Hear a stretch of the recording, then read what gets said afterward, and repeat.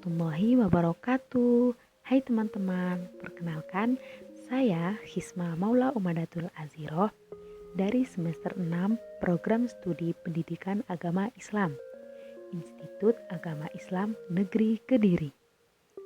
Nah, dalam video kali ini saya akan menjelaskan keseluruhan materi pada mata kuliah kesulitan belajar. Langsung saja silakan disimak. Nah, yang pertama adalah belajar dan kesulitan belajar. Apa sih belajar itu? Ya, belajar adalah proses memperoleh pengetahuan dan pengalaman baru yang terwujud dalam perubahan perilaku. Belajar merupakan pengalaman dari melihat, mendengar, merasa, dan melakukan. Nah, hasil dari belajar tersebut berupa perubahan kognisi dan perilaku yang tampak maupun tidak tampak. Kemudian ada kesulitan belajar. Kalian tahu apa sih kesulitan belajar itu? Nah, kesulitan belajar adalah keragaman kesulitan baik mendengar, berbicara, membaca, bernalar, menulis, dan berhitung.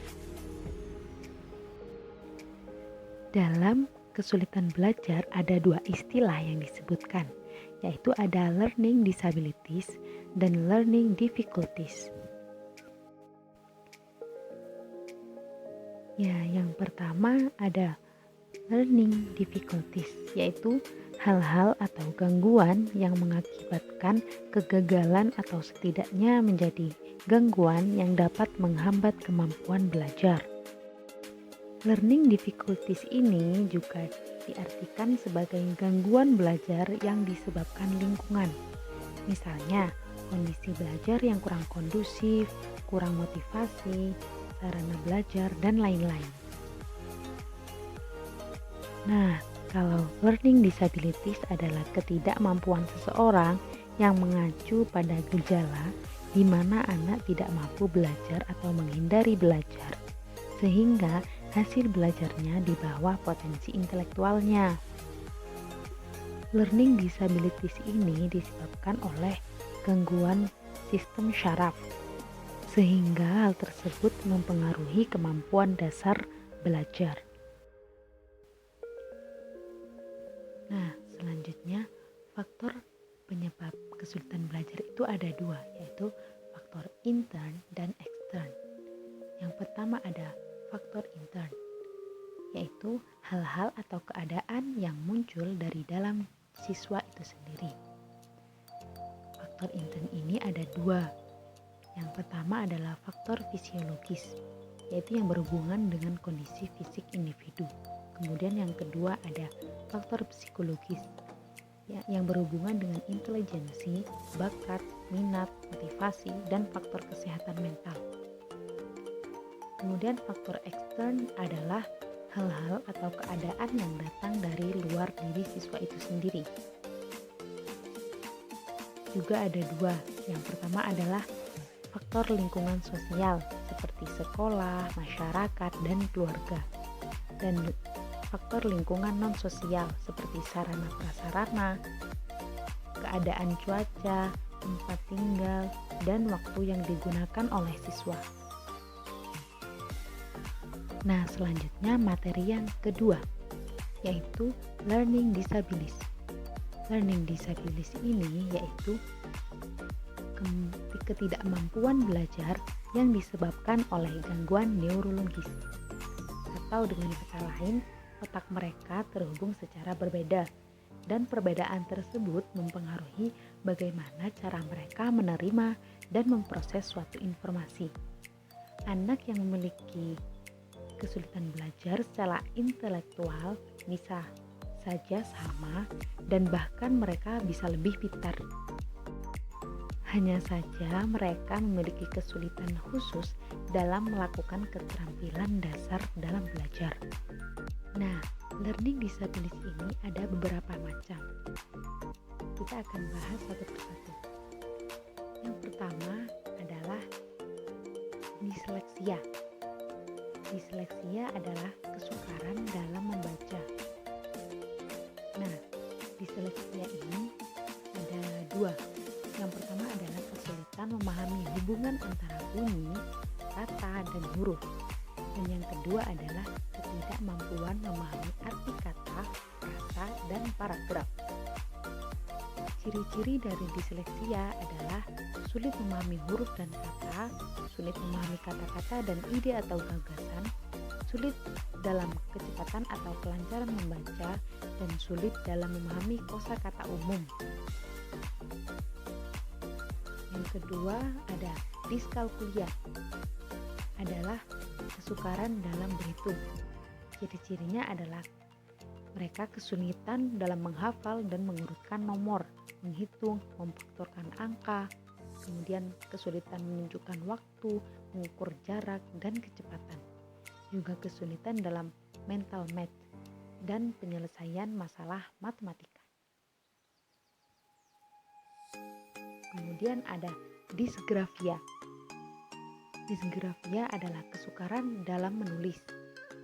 Ciri-cirinya adalah yang pertama sulit atau canggung memegang pensil dan memposisikan tubuh. Kemudian lelah dengan cepat ketika menulis. Kemudian menghindari tugas menulis dan menggambar. Kesulitan menyusun huruf dan kata, memiliki masalah dalam kerapian dan konsistensi penulisan, memiliki masalah dalam menyalin huruf dan kata-kata secara akurat. Nah, selanjutnya ada Auditory Processing Deficit atau APD. APD ini adalah gangguan dalam memahami pembicaraan. Ciri-cirinya adalah ketidakmampuan membedakan suara dalam kata-kata sehingga kesulitan memahami, ketidakmampuan dalam memilih sesuatu yang penting dalam suara yang gaduh, dan ketidakmampuan mengingat informasi yang ditampilkan secara lisan, dan ketidakmampuan memahami serta mengingat perintah dalam bentuk suara dan kata. Kemudian ada Visual Processing Deficit atau VPD. Adalah gangguan pemrosesan visual. Ciri-cirinya adalah ketidakmampuan dalam mencatat dan membandingkan perbedaan antar item, dalam membedakan bentuk atau karakter yang dicetak, kemudian dalam melihat dan membedakan simbol kata dan gambar, kemudian dalam menggunakan umpan balik visual untuk mengkoordinasi tubuh, kemudian menggunakan ingatan dalam jangka panjang dan pendek dari informasi visual, dan mengidentifikasi suatu objek yang tampak sebagian. Selanjutnya ada Attention Deficit Hyperactivity Disorder atau bisa disingkat ADHD. Adalah gangguan fungsi perkembangan saraf. ADHD ini dipengaruhi faktor keturunan atau genetis dan terkait dengan struktur atau fungsi otak. Ciri-cirinya adalah sulit untuk duduk diam, tetap fokus, mengikuti instruksi dan tetap teratur. Kemudian sulit dalam memusatkan perhatian, cenderung impulsif dan hiperaktif. Yang terakhir adalah Non-Verbal Learning Disabilities atau NLD. Adalah kesulitan mengenali dan memproses isyarat non-verbal. Ciri-cirinya adalah keterampilan visual, spasial, dan mengorganisasi yang kurang baik, performa motorik yang kurang baik, sulit memahami komunikasi atau isyarat nonverbal yang ditampilkan orang lain. Anak yang mengalami NDL memakai 7% komunikasi verbal untuk memahami maksud dari orang lain. Nah, itu tadi adalah beberapa macam dari learning disabilities. Oke, kita lanjutkan untuk materi yang ketiga. Materi yang ketiga adalah learning difficulties. Apa sih learning difficulties itu? Nah, learning difficulties adalah kesulitan belajar yang dialami individu sebagai akibat dari faktor intern dan ekstern dan bisa diatasi dengan segera. Nah, faktor intern dan ekstern seperti yang sudah saya jelaskan sebelumnya. Nah, jadi learning disabilities dengan learning difficulties itu berbeda. Jika learning disabilities lebih karena faktor genetik dan dialami seumur hidup, sedangkan learning difficulties adalah karena faktor lingkungan dan lain-lain yang bisa segera diatasi. Nah, selanjutnya macam-macam dari learning difficulties ini ada 4. Yang pertama adalah burnout. Burnout adalah kelelahan fisik, mental, emosional yang disebabkan oleh stres yang terus-menerus. Hal ini bisa disebabkan karena banyak tugas dan tidak bisa mengatur waktu. Kemudian yang kedua adalah underachievement, yaitu kesenjangan antara prestasi yang dicapai dengan kemampuan siswa. Hal ini disebabkan karena kurang minat belajar, tekanan sosial, masalah psikologis, dan ekspektasi guru yang rendah. Kemudian ada prokrastinasi akademik, yaitu perilaku menunda atau menghindari kegiatan akademik dan tugas yang tidak diinginkan. Dan yang macam terakhir adalah slow learner, yaitu kemampuan anak untuk mempelajari keterampilan akademik di bawah rata-rata teman sebayanya, sehingga memerlukan waktu yang lebih banyak untuk dapat mempelajari keterampilan akademik. Oke, selanjutnya adalah materi yang keempat, yaitu diagnosis kesulitan belajar. Diagnosis ini adalah usaha yang dilakukan untuk meneliti kasus, menemukan penyebab timbulnya masalah, serta usaha untuk menemukan letak dan jenis kesulitan belajar yang dialami sehingga ditemukan bantuan yang akan diberikan kepada siswa-siswa yang memiliki kesulitan dalam belajar. Nah, tujuan dari diagnosis kesulitan belajar ini yaitu menemukan upaya yang dapat diaplikasikan untuk mencegah atau mengatasi kesulitan belajar yang dialami oleh peserta didik. Yang selanjutnya adalah langkah-langkah dalam mendiagnosis kesulitan belajar pada peserta didik. Yang pertama adalah mengidentifikasi siswa yang diperkirakan mengalami kesulitan belajar. Dalam mengidentifikasi, ada 2 yang harus dilakukan, yaitu identifikasi dari aspek kognitif dan dari aspek perilaku. Aspek kognitif seperti sulit menghafal, mengingat, membaca, menghitung, dan lain-lain. Aspek perilaku seperti sulit menulis, berbicara atau berkomunikasi, berkonsentrasi, dan lain-lain yang berasal dari perilaku siswa. Yang kedua adalah konsultasi dengan guru atau dokter anak untuk dievaluasi. Selain guru dan dokter, dapat juga berkonsultasi ke spesialis psikologi atau terapi okupasi. Dengan begitu, spesialis akan melakukan berbagai tes dan penilaian untuk membantu permasalahan dari siswa tersebut. Nah, kemudian bagaimana mendiagnosa jenis kesulitan belajar itu? Dalam mendiagnosa jenis kesulitan belajar dapat dilakukan dengan 2 cara, yaitu tes sederhana atau non-tes dan tes formal.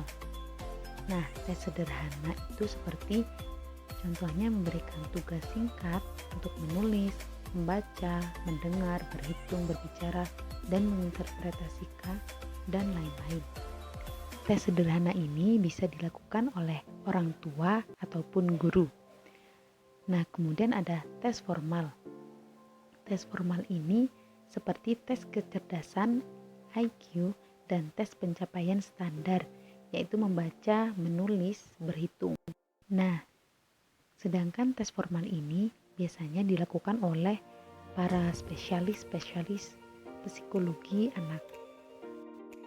Nah, setelah dilakukan kedua tes tersebut, maka dapat diketahui dan didiagnosis ketidakmampuan belajar apa yang dialami oleh peserta didik tersebut, sehingga akan mempermudah guru dan juga orang tua dalam mendidik anak-anaknya.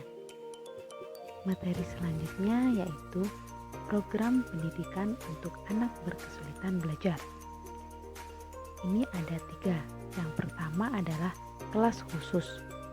Dalam kelas khusus ini dikelompokkan 10-20 anak berkesulitan belajar dalam satu kelas untuk dibimbing secara individu.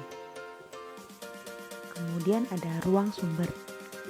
Dalam ruang sumber ini adalah ruangan yang disediakan oleh sekolah untuk memberikan pelayanan pendidikan khusus bagi anak yang membutuhkan, terutama anak yang memiliki kesulitan dalam belajar.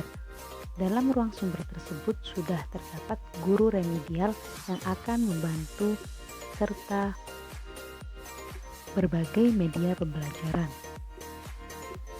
Kemudian ada kelas reguler. Kelas ini dimaksudkan untuk menyetarakan serta membantu anak yang berkesulitan belajar secara kooperatif, sehingga memungkinkan semua anak yang berkesulitan belajar maupun tidak dapat menjalin kerjasama untuk mencapai tujuan bersama. Nah, itu tadi adalah beberapa yang dapat saya simpulkan pada mata kuliah kesulitan belajar. Sekian dan terima kasih. Akhirul kalam. Wassalamualaikum warahmatullahi wabarakatuh. See you.